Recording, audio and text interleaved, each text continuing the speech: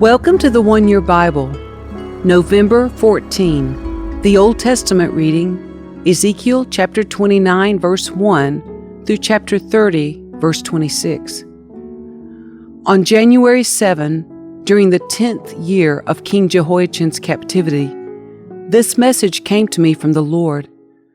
Son of man, turn and face Egypt and prophesy against Pharaoh, the king, and all the people of Egypt. Give them this message from the sovereign Lord. I am your enemy, O Pharaoh, king of Egypt, you great monster lurking in the streams of the Nile.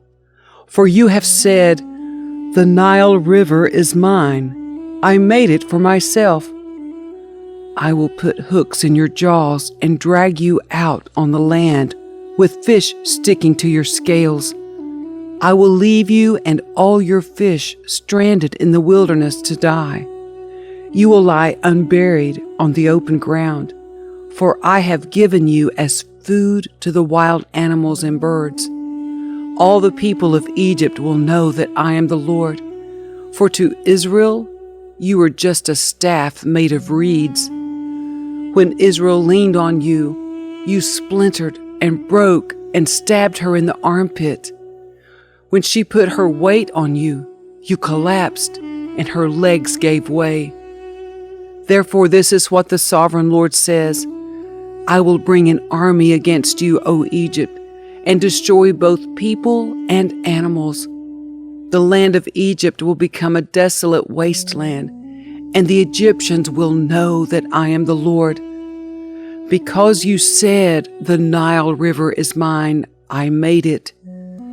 I am now the enemy of both you and your river. I will make the land of Egypt a totally desolate wasteland, from Migdol to Aswan, as far south as the border of Ethiopia. For 40 years not a soul will pass that way, neither people nor animals. It will be completely uninhabited. I will make Egypt desolate, and it will be surrounded by other desolate nations. Its cities will be empty and desolate for 40 years, surrounded by other ruined cities. I will scatter the Egyptians to distant lands. But this is what the sovereign Lord also says. At the end of the 40 years, I will bring the Egyptians home again from the nations to which they have been scattered. I will restore the prosperity of Egypt and bring its people back to the land of Pathros in southern Egypt, from which they came. But Egypt will remain an unimportant minor kingdom. It will be the lowliest of all the nations, never again great enough to rise above its neighbors. Then Israel will no longer be tempted to trust in Egypt for help.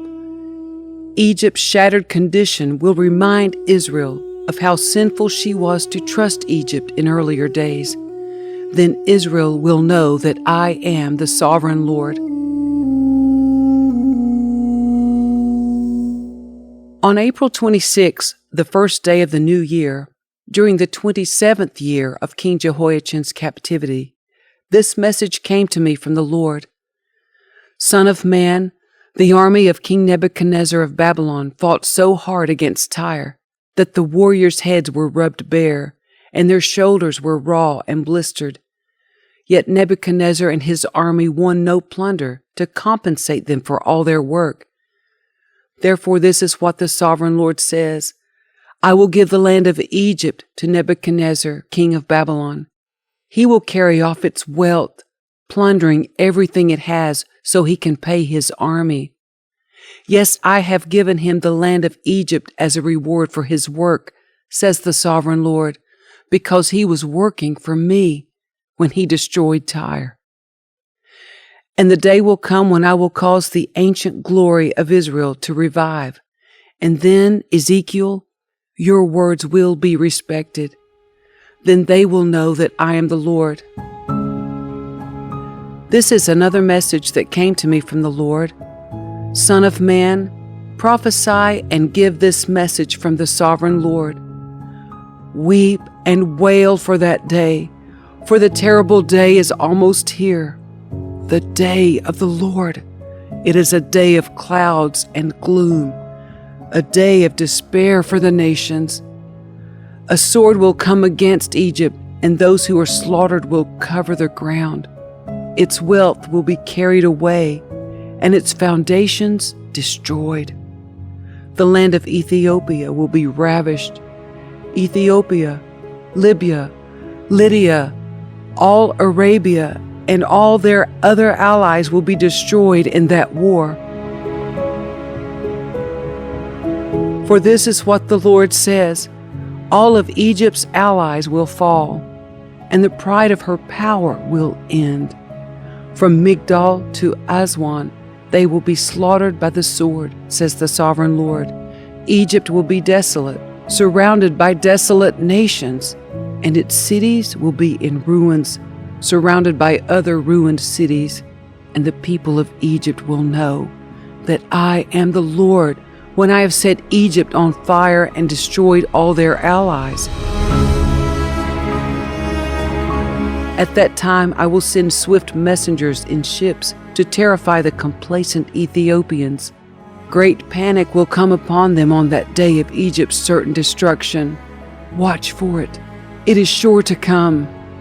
For this is what the sovereign Lord says: by the power of King Nebuchadnezzar of Babylon, I will destroy the hordes of Egypt. He and his armies, the most ruthless of all, will be sent to demolish the land. They will make war against Egypt until slaughtered Egyptians cover the ground. I will dry up the Nile River and sell the land to wicked men. I will destroy the land of Egypt and everything in it by the hands of foreigners. I, the Lord, have spoken.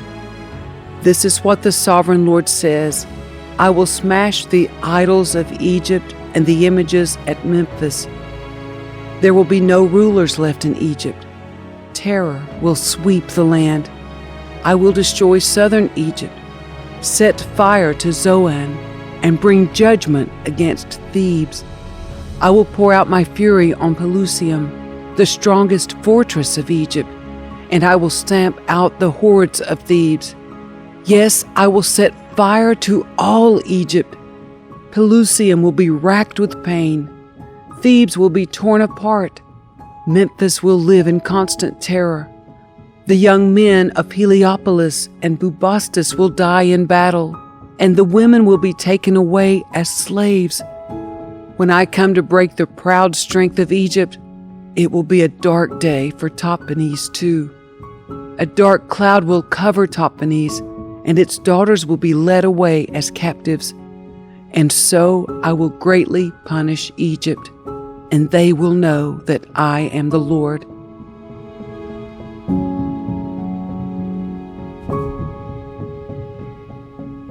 On April 29, during the 11th year of King Jehoiachin's captivity, this message came to me from the Lord: Son of man, I have broken the arm of Pharaoh, the king of Egypt. His arm has not been put in a cast so that it may heal. Neither has it been bound up with a splint to make it strong enough to hold a sword. Therefore this is what the sovereign Lord says: I am the enemy of Pharaoh, the king of Egypt. I will break both of his arms, the good arm along with the broken one, and I will make his sword clatter to the ground. I will scatter the Egyptians to many lands throughout the world.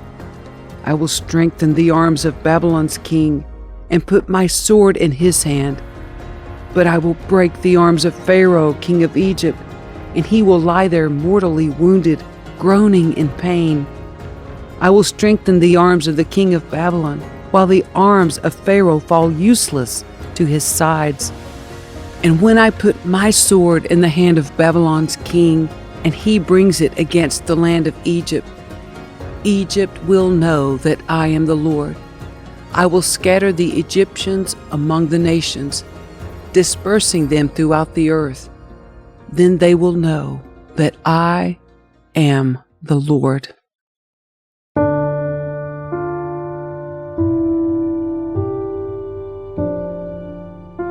The New Testament reading, Hebrews chapter 11, verse 32, through chapter 12, verse 13. How much more do I need to say? It would take too long to recount the stories of the faith of Gideon, Barak, Samson, Jephthah, David, Samuel, and all the prophets. By faith, these people overthrew kingdoms, ruled with justice, and received what God had promised them. They shut the mouths of lions, quenched the flames of fire, and escaped death by the edge of the sword. Their weakness was turned to strength. They became strong in battle and put whole armies to flight. Women received their loved ones back again from death. But others were tortured, refusing to turn from God in order to be set free. They placed their hope in a better life after the resurrection. Some were jeered at, and their backs were cut open with whips. Others were chained in prisons. Some died by stoning. Some were sawed in half, and others were killed with the sword. Some went about wearing skins of sheep and goats, destitute and oppressed and mistreated. They were too good for this world, wandering over deserts and mountains, hiding in caves and holes in the ground. All these people earned a good reputation because of their faith. Yet none of them received all that God had promised. For God had something better in mind for us, so that they would not reach perfection without us. Therefore, since we are surrounded by such a huge crowd of witnesses to the life of faith, let us strip off every weight that slows us down, especially the sin that so easily trips us up. And let us run with endurance the race God has set before us. We do this by keeping our eyes on Jesus, the champion who initiates and perfects our faith. Because of the joy awaiting him, he endured the cross, disregarding its shame. Now he is seated in the place of honor beside God's throne. Think of all the hostility he endured from sinful people. Then you won't become weary and give up. After all, you have not yet given your lives in your struggle against sin. And have you forgotten the encouraging words God spoke to you as his children? He said, "My child, don't make light of the Lord's discipline, and don't give up when he corrects you. For the Lord disciplines those he loves, and he punishes each one he accepts as his child." As you endure this divine discipline, remember that God is treating you as his own children. Who ever heard of a child who is never disciplined by its father? If God doesn't discipline you, as he does all of his children, it means that you are illegitimate and are not really his children at all. Since we respected our earthly fathers who disciplined us, shouldn't we submit even more to the discipline of the Father of our spirits and live forever? For our earthly fathers disciplined us for a few years, doing the best they knew how. But God's discipline is always good for us, so that we might share in his holiness. No discipline is enjoyable while it is happening. It's painful. But afterward there will be a peaceful harvest of right living for those who are trained in this way. So take a new grip with your tired hands and strengthen your weak knees. Mark out a straight path for your feet, so that those who are weak and lame will not fall, but become strong.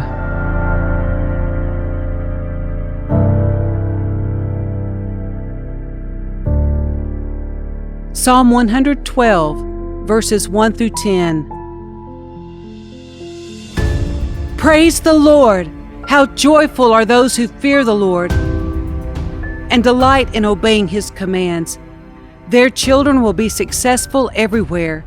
An entire generation of godly people will be blessed. They themselves will be wealthy, and their good deeds will last forever. Light shines in the darkness for the godly, They are generous, compassionate, and righteous. Good comes to those who lend money generously and conduct their business fairly. Such people will not be overcome by evil. Those who are righteous will be long remembered. They do not fear bad news. They confidently trust the Lord to care for them. They are confident and fearless and can face their foes triumphantly. They share freely and give generously to those in need. Their good deeds will be remembered forever. They will have influence and honor. The wicked will see this and be infuriated. They will grind their teeth in anger. They will slink away, their hopes thwarted.